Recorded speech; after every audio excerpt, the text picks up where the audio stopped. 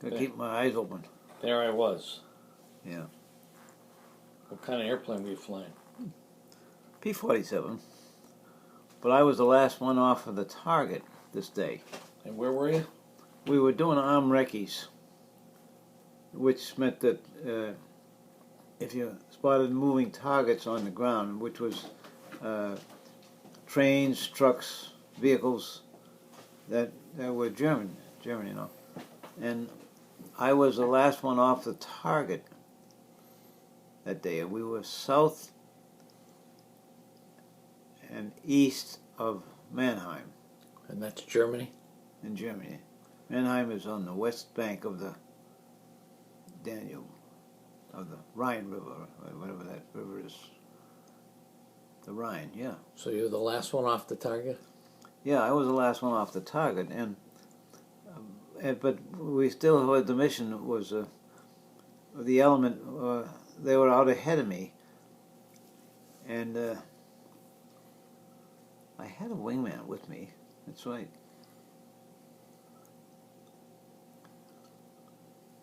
But I saw this Jeep coming along a valley road between two hills. The hills ran north to south along the river. And this was a valley with the road, a paved road in the bottom of the valley. And paralleling the river? Yeah, it was parallel. The road was parallel to the river, right? But it was on the west side of the river. I had crossed the river, and I said I'd make a pass at this guy and see if he was a military vehicle, and it was. But I had that day a different aircraft, and it wasn't harmonized right. The guns didn't go where the pipper was. So when I fired it, when I made the pass from east to west, I came down one hillside, and he was at the valley, and then I pulled out and went up the other hillside. Well, that's the one I almost didn't make that other hillside. Because when I fired the first time, when I had range, by that time I was damn good. I won't say damn good range estimation where for your speed, where your bullets were hitting. See, and when I touched the trigger, I was ready to pull out, but the bullets. He was moving along the road, but they hit the road behind him and below him.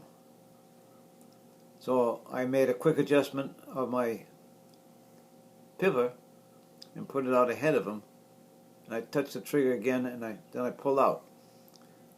But when I pulled out, I nearly bought the farm. When I pulled out, I was mushing, going up the hillside. I was cutting the grass. If there would have been a tree there, I wouldn't have made it. I was really puckering in my buttons because I had gone down too low, and when I pulled out, I couldn't pull any harder on the stick, or I would have high speed stalled. You had a full back aft. Yeah, so I was actually in the ground cushion from the hillside. There was just grass there. Wasn't any obstacles, and I felt that my prop was cutting the grass. I was feeling that close going up that hill, and I was wondering if I was going to splatter on the hillside. Because when I pulled out, I was mushing, you know, and but I was still had my nose up, but I was still going this way. The plane was still sinking toward the hillside. The lift wasn't there to get you up. Because your firing speed is to get your impact on your rounds on your target. You got to be firing in that range within 10 miles an hour, one for the other. and then you pipper when you put your pipper on them and you touch the trigger and you pull out, and that sets the bullet on the target. You don't pull the trigger and watch the bullets hit. You touch the trigger and start your pull out, and then you see if the bullets hit. Because that's when you're in range. You touch the trigger and you pull out. That's because anything beyond that, you're getting closer to the ground. Well, this was the case. I made an adjustment after that. After the first After try. Yeah, first when I saw they hit long, I moved my pipper To adjust. to adjust for that, and then I touched the trigger and then I pulled out. See, and that was the part that when I pulled out, I was looking at the grass on the hillside, and I looked up the hill. I was cutting the grass hill, going up that hill. If there had been a tree there, I wouldn't be here. I tell you, I had the knots in my gut.